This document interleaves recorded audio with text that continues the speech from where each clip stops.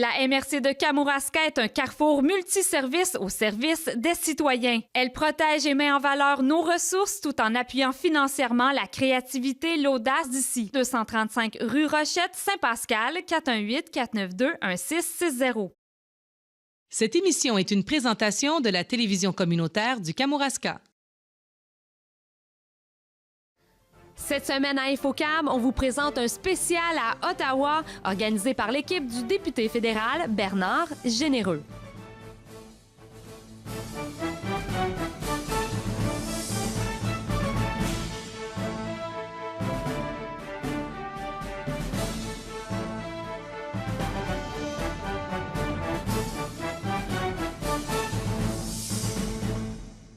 Bienvenue à votre bulletin d'information régionale InfoCam. Et pour la première émission de la saison, je suis au Parlement d'Ottawa pour participer aux 48 heures offertes par le député Bernard Généreux. Donc, je suis ici pour vous proposer des entrevues ainsi que des belles images pour vous, oui, les gens du Kamouraska.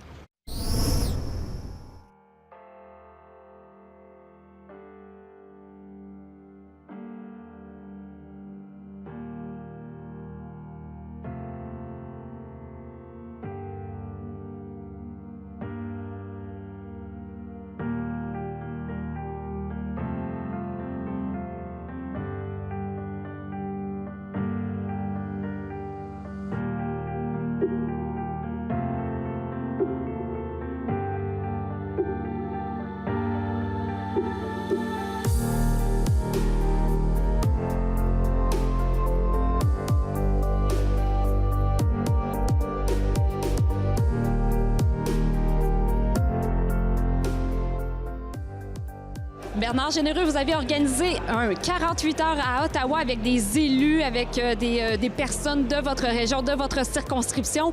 Parlez-nous de l'objectif. Pourquoi vous aviez fait ça? En fait, j'avais fait ça en 2010 et je voulais répéter l'expérience et je vais répéter dans le futur si on m'en donne l'opportunité parce que il était important, puis ayant déjà été maire, je comprends les préoccupations des maires, particulièrement des élus qui ont à prendre des décisions, par exemple, sur des projets d'infrastructure, des projets à caractère environnementaux, etc. Et il existe des programmes. C'est très dur de comprendre les mécaniques qui entourent les programmes. Donc, ce matin, on a fait une formation. Hier, on a visité un Parlement un peu, comme aujourd'hui. Et ce matin, on a fait une formation avec les élus, avec les gens du Fonds vert, donc la Fédération canadienne des municipalités, et avec un de mes employés qui a fait une présentation sur les infrastructures elles-mêmes, donc, et les possibilités des infrastructures. Et je pense que ça a été très apprécié. D'ailleurs, là, on est vraiment en contact direct avec les gens qui prennent des décisions dans les programmes. Ça fait toute une différence de l'avoir au téléphone ou par courriel. T'sais, on a un contact direct. C'est un peu le but de cette mission, si on peut appeler ça comme ça, qui permet aux gens de réaliser aussi qu'ensemble, dans une MRC, par exemple, on peut faire aussi des projets collectifs qui peuvent être financés par Ottawa. Parce qu'on souvent, on pense à nos municipalités. L'autre objectif qui est très important, c'est de permettre aux gens j'ai 58 municipalités dans mon comté qui s'étalent de Berthier-sur-Mer ou Saint-Pierre-de-Montmagny jusqu'à l'île Verte. Ces gens-là, ils ne se parlent pas là, autrement. Là. On est dans le même territoire fédéral, mais ils ne se parlent pas parce qu'ils ne se connaissent pas. Pourquoi ils ne se connaissent pas? Parce qu'on a 1h30, 2 heures pratiquement de route entre les deux. C'est tout à fait normal. T'sais. Donc, dans des occasions comme celle-ci, si on est dans un autobus pendant 12 heures de temps, 6 pour venir, 6 pour retourner, alors inévitablement, ils n'ont pas le choix de se parler durant l'événement aussi. Donc, puis on va dîner au restaurant parlementaire. Puis je pense que de connaître le cœur de la démocratie canadienne, la maison de la démocratie canadienne, c'est important pour tout le monde de saisir ça aussi. Puis je pense que ça a été très apprécié. Oui, justement, c'est ça que je voulais dire. Est-ce que vous aviez reçu des commentaires jusqu'à présent? À quel point que les gens sont contents d'avoir été ici, là? Oui, absolument. Ça se déroule tout le temps. Puis plus on avance dans le temps, plus les gens réalisent comment c'est important de venir au moins une fois dans sa vie à Ottawa pour voir et prendre conscience de tout ce qui se fait comme travaux parlementaires pour avoir le pays dans lequel nous sommes. Parce que ça se fait pas tout seul, hein? Et donc, évidemment, puis on roule tout le monde, on est un rouage à l'intérieur d'une équipe, d'une grande équipe, tout parti confondu, qui gère le pays on est 338 députés. Donc, on a un travail parlementaire à faire important, mais aussi un travail de connaissance et d'apprendre, de faire apprendre les autres sur ce qui se passe au Canada et comment ça fonctionne, la démocratie canadienne. Et je pense que écoute, je ne peux pas juste le penser, c'est très apprécié. Je peux te le garantir, j'ai eu des félicitations et des remerciements depuis ce matin. Et là, la journée n'est pas finie, là, il est juste midi, on s'en va dîner. Et après, on va aller visiter le Parlement, la bibliothèque parlementaire. parlementaires. Donc, puis là, on en apprend tout le temps quand on fait la visite du Parlement. D'ailleurs, qui va être fermé pendant 10 ans à partir de l'automne prochain parce qu'on déménage dans l'édifice de l'Ouest. Le Parlement déménage complètement. Le Sénat s'en va dans un autre local de façon à ce qu'il puisse rénover l'édifice dans lequel nous sommes actuellement. Donc, c'est des gros travaux qui vont coûter près de 2 milliards de dollars qui vont s'étaler sur 10 ans. Alors, je ne suis pas sûr d'avoir le temps. En tout cas, j'espère que les gens vont offrir leur confiance aussi longtemps que ça, mais je ne suis pas certain de voir les travaux rénovés dans l'édifice du Centre, par exemple. Et j'ai pas pu m'empêcher de remarquer que dans votre bureau, parce que vous avez fait visiter votre bureau dans le bâtiment Wellington, on peut voir des tableaux, des toiles d'une artiste du Kamouraska, Marie-Chloé Duval. Vous l'aimez, votre région, là, hein? Ah oui, ça, c'est sûr. L'année passée, j'avais le groupe des 7 pour lequel j'avais mis des toiles dans mon bureau. J'essaie à chaque année de changer d'artiste. L'an prochain, c'est une artiste de Rivière-du-Loup qui va être là. Donc, c'est déjà prévu. Donc, j'essaie de... On reçoit énormément de gens à nos bureaux, malgré que ça ne paraît pas, parce qu'évidemment, c'est des rencontres confidentielles. On ne fait pas la publicité de ces rencontres-là, mais quotidiennement, on rencontre des gens, des groupes qui viennent nous voir pour nous influencer dans nos décisions. Ça s'appelle du lobbyisme. Donc, c'est inévitable, ça fait partie du travail. Et là, on essaie de comprendre les tenants et aboutissants, tout ça. Sauf qu'on les reçoit dans nos bureaux. Alors, dans nos bureaux, on devient comme une espèce de véhicule publicitaire pour les artistes de nos régions. Une vitrine. Une vitrine, absolument. Puis, ça me fait extrêmement plaisir. Puis, Marie-Chloé, bien, elle est rendue à Montréal maintenant. Elle a travaillé, elle est de Saint-Pascal. Ses parents demeurent toujours à Saint-Pascal. Mais elle-même est à Montréal. Elle expose à New York, à San Francisco maintenant. Elle est très, très active actuellement. Et elle fait des choses absolument particulières. Moi, j'aime beaucoup son travail. Donc, je suis bien content de l'avoir dans mon bureau. C'est moi qui ai choisi. Merci, Bernard Généreux. Puis, on continue la visite avec vous. All right, merci beaucoup. Monsieur le Président, il me fait plaisir de me lever en cette Chambre pour saluer les élus municipaux, conjoints et accompagnateurs de ma circonscription qui se sont déplacés pour participer à une mission exploratoire du gouvernement fédéral. Le comté de Montmagny-Lillers-Kamouraska constitue 58 municipalités et 4 MRC. Ce sont la majorité d'entre elles qui sont représentées ici. Ces maires, mairesses et préfets ont accepté de prendre du temps, malgré leur horaire très chargé, pour venir découvrir la capitale du pays et participer à des formations. Je profite de la tribune qui m'est offerte pour saluer le travail de ces hommes et de ces femmes qui œuvrent avec dévouement pour le développement de nos communautés. Ayant été maire de la Pocatière, de ville de la Pocatière moi-même, je comprends mieux que quiconque la valeur de l'engagement public auprès de ses concitoyens. Il m'apparaît évident qu'ils ont à cœur la mise en valeur de chacune de leurs municipalités et MRC. Monsieur le Président, c'est avec une fierté pour moi de parler en leur nom ici, en cette enceinte, et qui est le cœur de notre démocratie. Merci beaucoup, Monsieur le Président.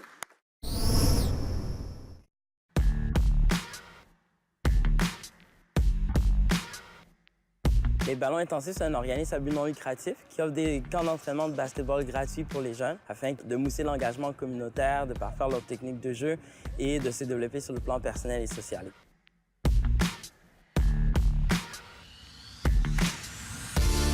Le bénévolat a changé ma vie sur plusieurs aspects. Ça m'a permis d'être un meilleur leader communautaire.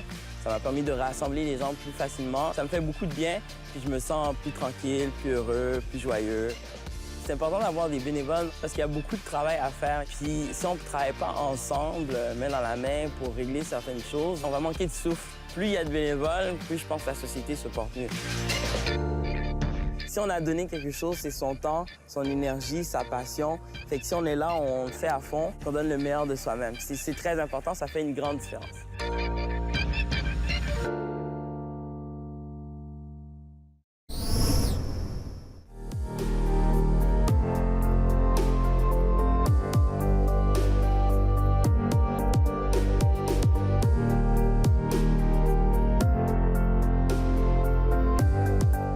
Madame Cano, vous êtes PDG de CEPAC. Expliquez-nous en quoi consiste le CEPAC. OK. Alors, la CEPAC, c'est la chaîne parlementaire pour plusieurs personnes parce qu'on diffuse les débats de la Chambre des communes. Ça fait partie de notre licence. On diffuse aussi tous les comités de la Chambre des communes et du Sénat. Alors, donc, c'est une chaîne qui présente la démocratie canadienne en action. Mais c'est aussi une chaîne où on fait de la programmation, on crée des programmes qui expliquent les décisions qui sont prises ou qui sont débattues au Parlement. Alors, on a à peu près 30 heures d'émissions originales par semaine en français et en anglais. C'est d'ailleurs une chaîne nationale, qui est d'abord une chaîne de télé, mais qui est aussi sur le web et sur les médias sociaux, qui est indépendante, qui n'est pas commerciale, on n'a pas de commerciaux, qui est aussi bilingue d'un bout à l'autre. Et l'objectif de présenter ces belles productions et comment ça se passe dans la Chambre des communes, c'est vraiment pour informer les gens de tout ce qui se passe dans leur pays.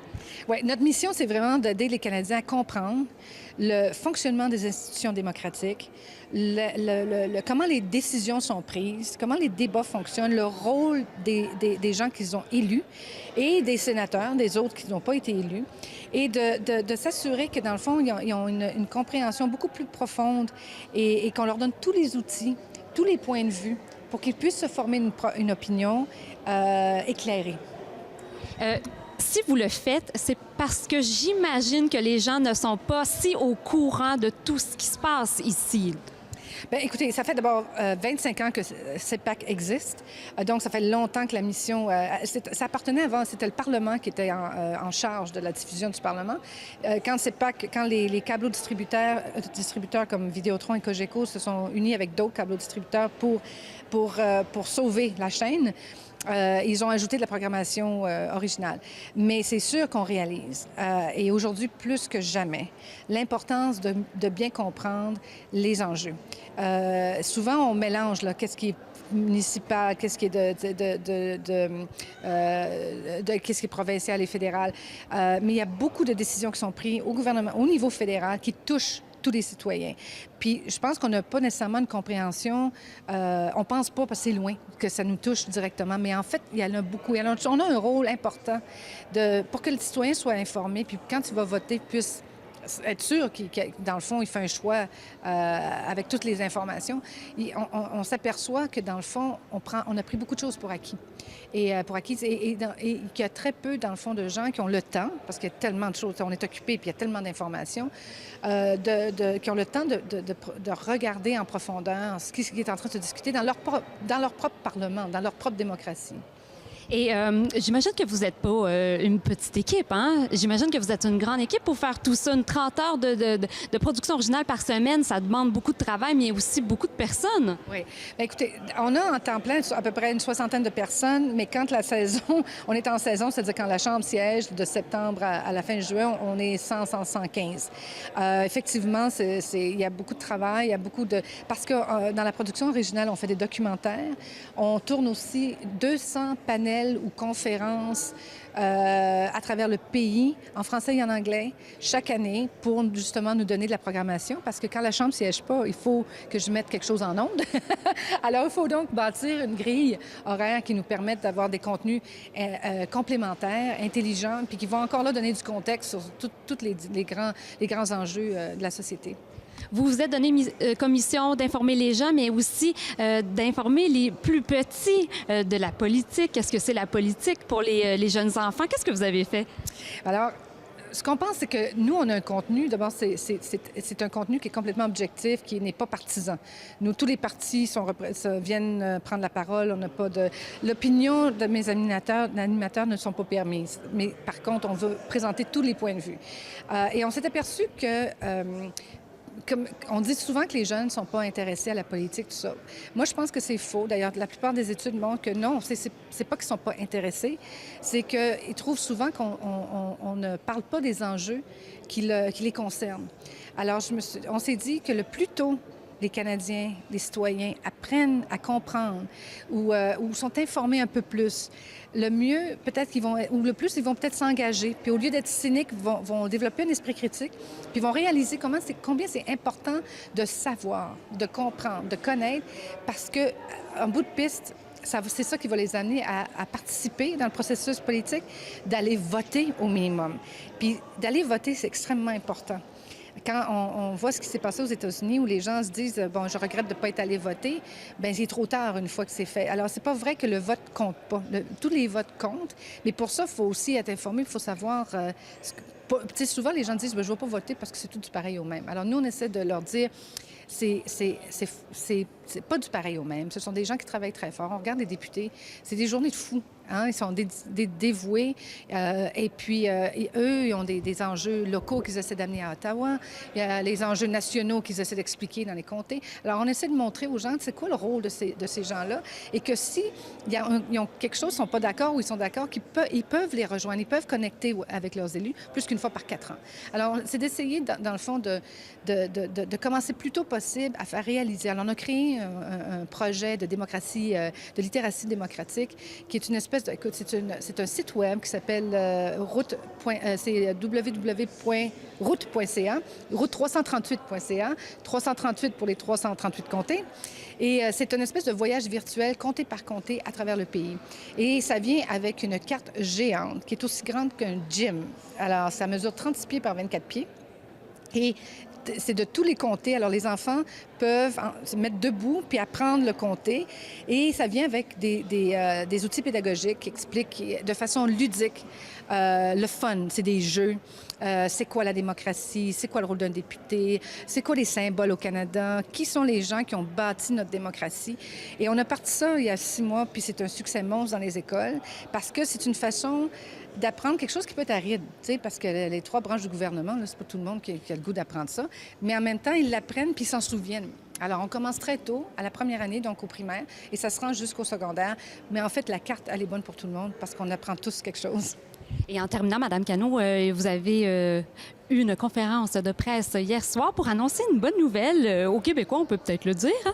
Oui, puis à toute la francophonie, mais au Québec, où elle est bien connue. Bien, écoutez, on a le grand plaisir d'accueillir Esther Bégin, qui est une journaliste chevronnée, passionnée de la politique, qui en mange, là, puis qui arrive... C'est pas que c'est une chaîne politique, on est une niche, c'est comme une chaîne de sport. Nous autres, ce qu'on fait, c'est de la politique et les enjeux politiques. Alors, elle vient apporter toute son expérience à CEPAC. Alors, pour nous, c'est pour montrer à quel point aussi c'est important de parler des enjeux pour les francophones à travers le Québec et à travers le pays. Fait que c'est quelqu'un de solide qui va avoir une émission quotidienne dès l'automne. On en parle plus.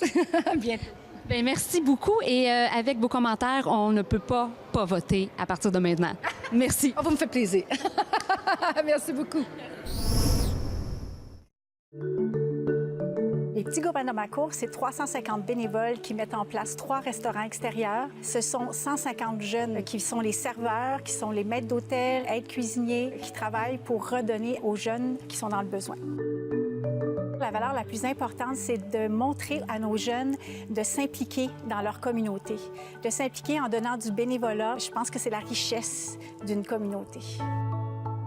Le bénévolat a changé la dynamique de notre famille. Maintenant, on est une maison de quartier. On est la maison du quartier. Ce que nous souhaitons, ce serait que d'autres communautés s'inspirent de notre expérience. J'aimerais leur dire merci. Merci d'avoir cru au projet. Je crois qu'on a inculqué le message qu'aux Petits Gourmands dans ma cour, il n'y a pas d'âge. On travaille tous pour le même projet. Je suis très fière de ça.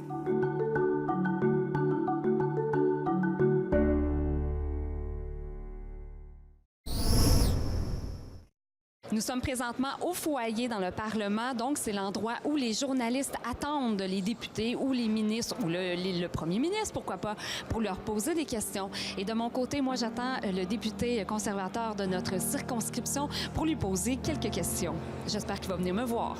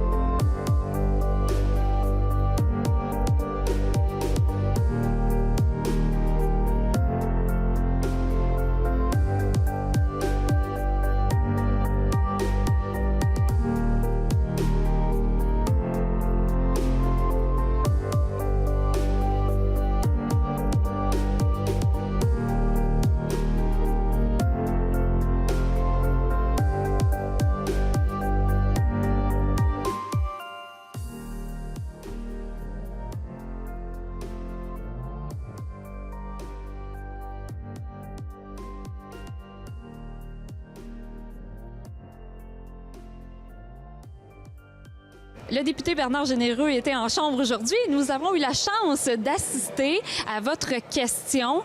Monsieur Généreux, on aimerait savoir, vous avez posé une question au parti d'opposition, le Parti libéral, une question régionale au gouvernement. Oui. Donc, vous avez posé une question régionale, puis on voudrait connaître quelle était la question que vous avez posée pour nos régions. En fait, j'ai posé une question en rapport avec Développement économique Canada, qui est une agence de développement économique, ça le dit, à travers le pays. Monsieur le Président, je reçois aujourd'hui à Ottawa plus de 40 élus de mon comté avec des projets d'infrastructure à réaliser, mais malgré la promesse libérale d'investir 180 milliards sur 10 ans, il n'existe pas de programme pour déposer leurs projets, particulièrement certains projets. Les maires de Kamouraska et de Rivière-Ouelle souhaitent rénover leurs quais pour en faire des attraits touristiques majeurs dans leur communauté. Le ministre responsable de DEC Canada peut-il nous dire pourquoi son ministère ne peut plus financer ce genre de projet dans nos régions rurales, maintenant rendues les parents pauvres sous la gouverne des libéraux? Bravo! Honorable secrétaire parlementaire de l'innovation.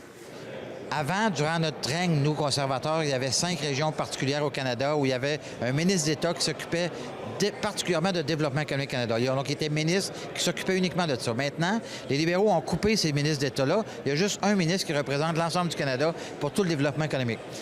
Ce que ça donne comme résultat, c'est qu'ils ont changé des programmes. Donc, les programmes ne sont plus régionalisés comme ils l'étaient.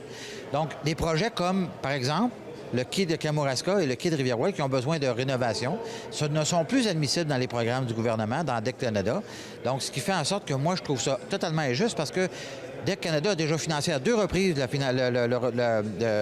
la rénovation du quai de Kamouraska, le quai Miller en premier lieu, puis la première phase du quai Taché. Donc, ce qu'on veut, c'est d'avoir des sous pour compléter le financement, dont le provincial est déjà partant, la municipalité partant, la région est toute là. Il reste juste le fédéral qui n'est pas là. Alors, c'est complètement irrecevable. Il faut absolument que le gouvernement fédéral revise sa décision. Mais pourquoi qu'ils ne sont plus éligibles? Parce qu'ils ont fait des changements, mais on sait que les 2 quais, c'est vraiment pour augmenter l'achalandage au niveau touristique. Donc, Le programme existe toujours dans le sens où ils mettent le Développement économique Canada met toujours de l'argent dans le tourisme, mais ils mettent de l'argent sur la promotion touristique et non plus sur les infrastructures. Donc, c'est un choix de gouvernement. C'est eux qui ont fait ce choix-là, ils l'assument. Le problème, c'est qu'aujourd'hui, on se retrouve devant des projets qui ne peuvent pas être financés pour les municipalités de notre région. Et ce qu'on dit, nous, c'est qu'actuellement, le gouvernement fédéral, libéral, en donne partout dans les grandes villes, mais oublie totalement les régions. Parce qu'ils font du mur à mur en n'ayant plus d'agence régionale de développement économique, en ayant des ministres responsables. Ils viennent uniformiser et faire du mur à mur à travers le Canada. Et les développements économiques, ça passe beaucoup par les grandes villes quand on a des grandes populations à Toronto, Montréal, Vancouver, Calgary. Mais qu'en est-il pour Kamouraska? On a besoin de vivre, nous autres aussi. Alors, c'est important de faire prendre la balle au bon au gouvernement pour se dire, regardez, là, on a des projets, on a des pauses. Assurez-vous qu'on est capable de les financer. Parce qu'actuellement, le gouvernement libéral ne prend pas soin des régions. Ça, c'est une évidence. Donc, je peux comprendre que la réponse que vous avez reçue aujourd'hui ne vous a pas satisfait. Tu l'as entendu, la réponse. Mais moi, ce que je vais faire, par contre, c'est que je vais parler aux maires de Rivière-Ouelle et de Kamouraska. On va émettre un communiqué de presse avec la réponse qu'on nous a donnée, à savoir qu'on est toujours possible de déposer des projets, Bien, je vais aller voir, puis là, on va aller redéposer. On va parler au ministre, on va dire, regardez, ton secrétaire parlementaire m'a donné une réponse comme qu'on pouvait déposer des projets-là, alors donnez-nous de l'argent maintenant. Donc, on va faire un suivi, vous pouvez être assuré de ça. Donc, histoire à suivre? Oui, oui, c'est sûr. Il y en a beaucoup d'autres histoires à suivre, d'ailleurs.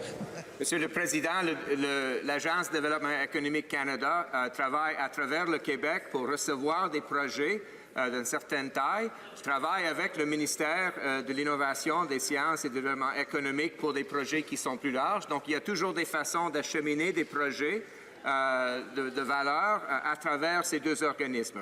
Merci, Monsieur le Président. C'est important de faire du bénévolat dans le domaine de l'histoire et de la culture parce que notre devise au Québec est « Je me souviens ».